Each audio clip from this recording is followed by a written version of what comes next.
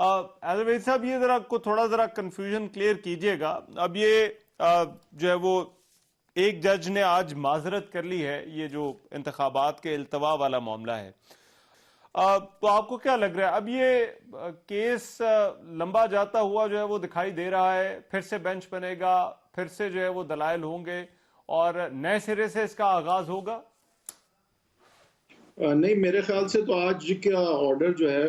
وہ تو یہی ہے کہ کل پھر سماعت جو ہے وہ ریزیوم ہوگی اور 5 میں سے 4 جج صاحبان اس کو کنٹینیو کریں گے، اور وہی 4 ججز ہیں یہ جو سنتے رہے ہیں کیس کو. تو اثر نو تو کیس سننے کا میرے خیال سے اب معاملہ رہا نہیں. لیکن having said that I think بہتر یہی ہوتا کہ فل کورٹ اگر بن جاتا، شروع سے بن جاتا تو اور بہتر تھا.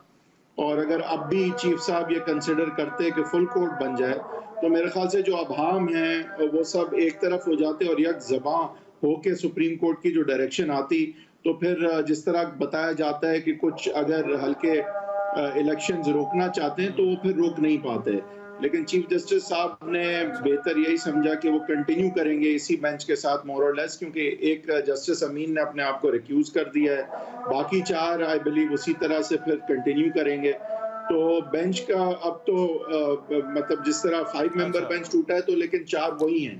تو زیادہ فرق اب پڑے گا نہیں اس حوالے سے. حکومت تو اس میں 2 مرتبہ کہہ چکی ہے. جب پہلی مرتبہ یہ کیس پٹ اپ ہوا تھا اس وقت بھی کہا تھا کہ فل کورٹ بنا دیں. ابھی دوبارہ جو نئے اٹارنی جنرل ہیں انہوں نے بھی جو ہے وہ درخواست کی. لیکن آپ کو کیا لگتا ہے کہ اس میں حکومت کے پاس کوئی قانونی راستہ آگے بچا ہے کہ ان 4 ججز کی بجائے یا اس بینچ کے سامنے کیس کی بجائے یہ معاملہ فل کورٹ کی طرف چلا جائے؟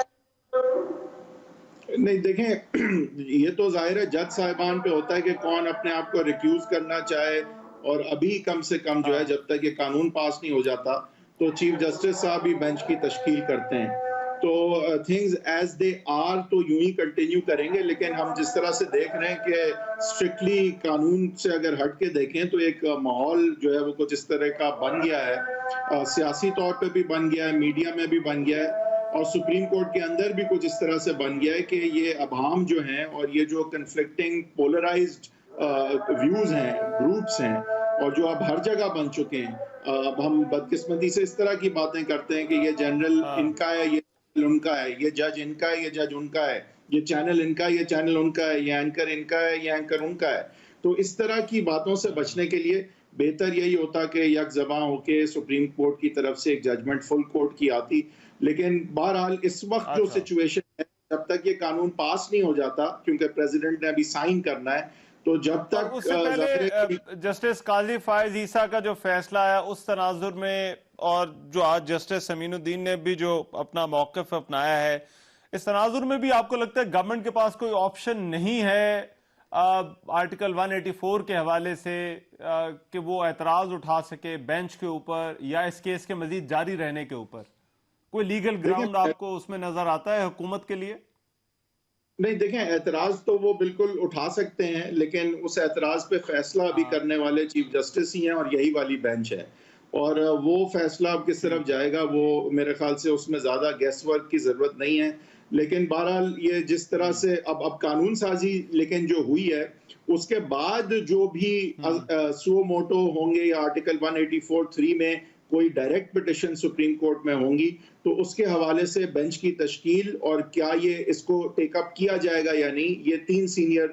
ججز اب کریں گے، جس میں ایک ہوں گے chief justice, by majority view کریں گے، بائی میجورٹی ووٹ کریں گے. تو وہ پھر اس وقت دنیا بالکل بدل جائے گی. لیکن جہاں تک اس کیس کا تعلق ہے یہ تو ابھی زیر سماعت ہے، تو وہ والا قانون ایک تو ابھی لاگو نہیں ہے، اور 2-3 ہفتے ہوں گے، کیونکہ ظاہری بات ہے وہ تو آج اب سے کچھ دیر پہلے جب جو ہے وہ بل جو ہے وہ چیئرمین سینٹ نے صدر کو